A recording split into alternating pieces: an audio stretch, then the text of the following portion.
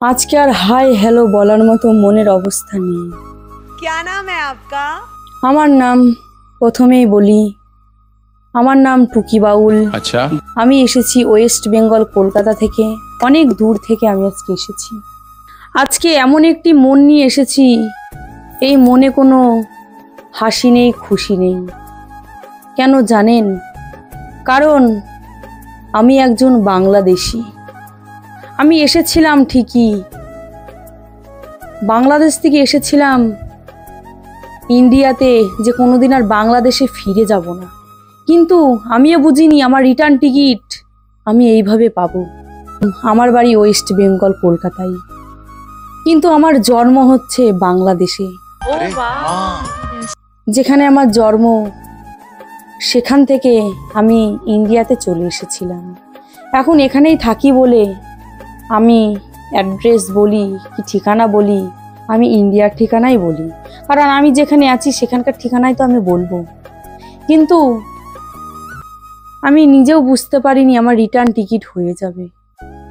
কি করে বুঝবো? সরকার এমন একটি ব্যবস্থা করেছে, না চাইলেও সেই টিকিটে আমাকে যেতেই হবে। আমি সেই টিকিট নিয়ে ফেরত আমি চলে যাব, কিন্তু আমার মনটাতে ছাড়বে না, আমাকে আঁকড়ে ফিস্টে ধরে আছে এই ইন্ডিয়াতে। এসআইআর চালু হওয়ার কথা শুনে আমার মনটা একদমই ভালো নেই, সত্যিই আমার মনটা খারাপ। জন্মভূমি বাংলাদেশ, বড় হয়েছি ইন্ডিয়াতে। ছোটবেলার কথা তো সেইভাবে কিছু মনে নেই, সবার মুখে শুনেছি, এটুকুই বড় কথা। যেখানে বড় হয়েছি, যেখানে স্কুল কলেজ করেছি, সেই ইন্ডিয়া, এই ইন্ডিয়া ছেড়ে আমি কি করে যাব? মনটা ভেঙে চুরমার হয়ে গিয়েছে, নাওয়া খাওয়াও বন্ধ করে দিয়েছি, কিন্তু কিছু করার নেই। এই সমাজ, এই পরিবেশ, এই সরকার আমাকে যেখানেই নিয়ে যাবে আমাকে সেখানেই যেতে হবে। अच्छा, আমি একা নই, আমার মতো হাজার হাজার মানুষ বাংলাদেশ থেকে ইন্ডিয়ায় এসে এখন তারা এই কথা শোনার পরেও বিশাল চিন্তিত। আমি যদি চলে যাই, এই ইন্ডিয়া থেকে অনেক বাংলাদেশি চলে যাবে। আমি এইটুকু বুঝি না, যেই জন্মভূমিতে আমরা জন্মগ্রহণ করেছি সেটা ছেড়েই বা আমরা আসলাম কেন? সবার মুখে শুনেছি বাংলাদেশ একটি মুসলিম রাষ্ট্র, যেই রাষ্ট্র হিন্দুদের ওপর অনেক অত্যাচার করেছে, ওর জন্য অনেকে পালিয়ে চলে এসেছে এই ইন্ডিয়াতে। ইন্ডিয়াতে এসে তারা নিশ্চিন্ত হয়ে দুমুঠো দুটো খেয়ে একটু বিশ্রামের জায়গা পেয়েছিল, যেই জায়গায় কোনো মারধর, কোনো চিল্লাচিল্লি কাটাকাটি নেই। সেই ইন্ডিয়া ছেড়েই আমরা চলে যাব, এটা কি করে মেনে নিই?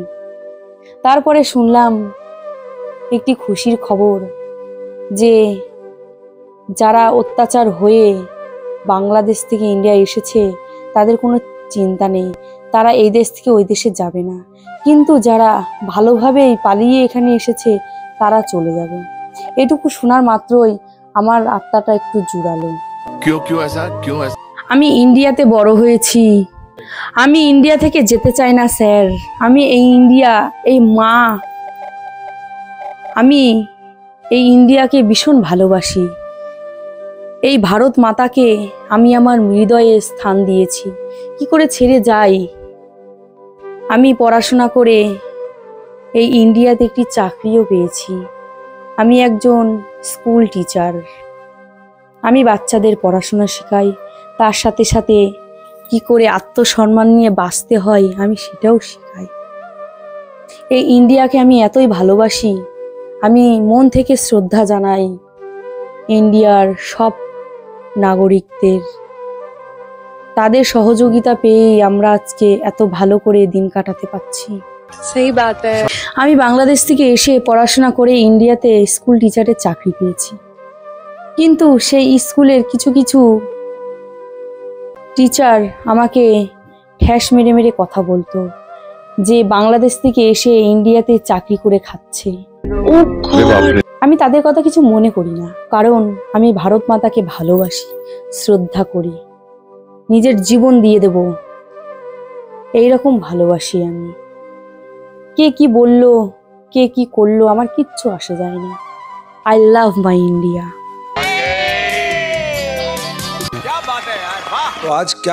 আমি এমন একটি গান গাইবো যেই গানটি শুনে সবার চোখের থেকে অশ্রু ঝরবে।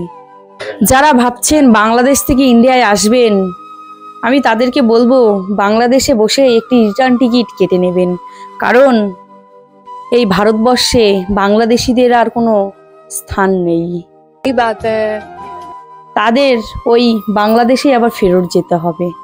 তো আমি এই বিষয়েই অনেক কথা বলে ফেলেছি, আর কথা না বাড়িয়ে আমার গান আমি শুরু করছি। গানটি যদি ভালো লাগে লাইক কমেন্ট সাবস্ক্রাইব করে আমার পাশে থাকবেন।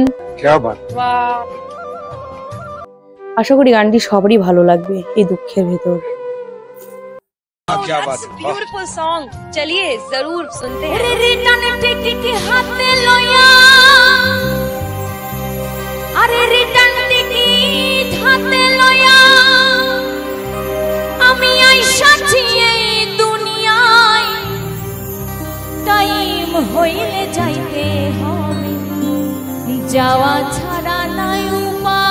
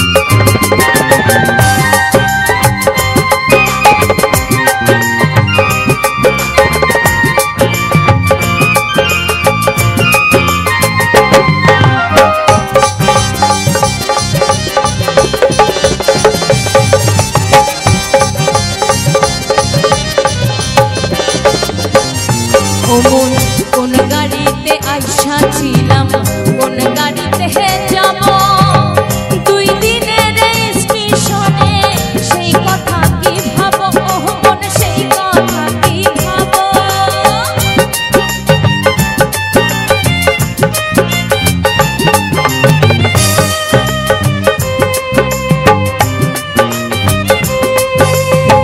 কোন গাড়িতে আইসা ছিলাম, কোন গাড়িতে যাব, 2 দিনের স্টেশনে সেই কথা কি ভাবো, মন সেই কথা কি ভাবো। খবর ছাড়া বৈশায় আছো, খবর ছাড়া বৈশায় আছো, কোন সজনের অপেক্ষায়, টাইম হইলে যাইতে হবে, যাওয়া ছাড়া নাই উপায় তোমার, টাইম হইলে যাইতে হবে, যাওয়া ছাড়া নাই উপায়।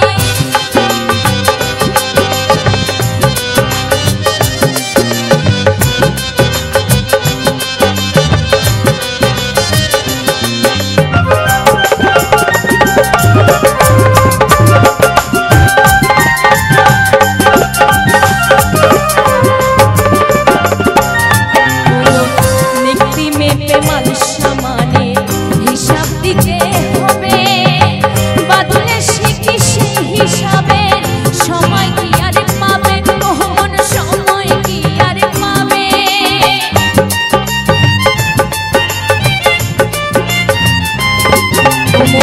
নিক্তি মেপে মাল সামানে হিসাব দিতে হবে, বাদলে সে কি সেই হিসাবে সময় কি আর পাবে, মন সময় কি আর পাবে।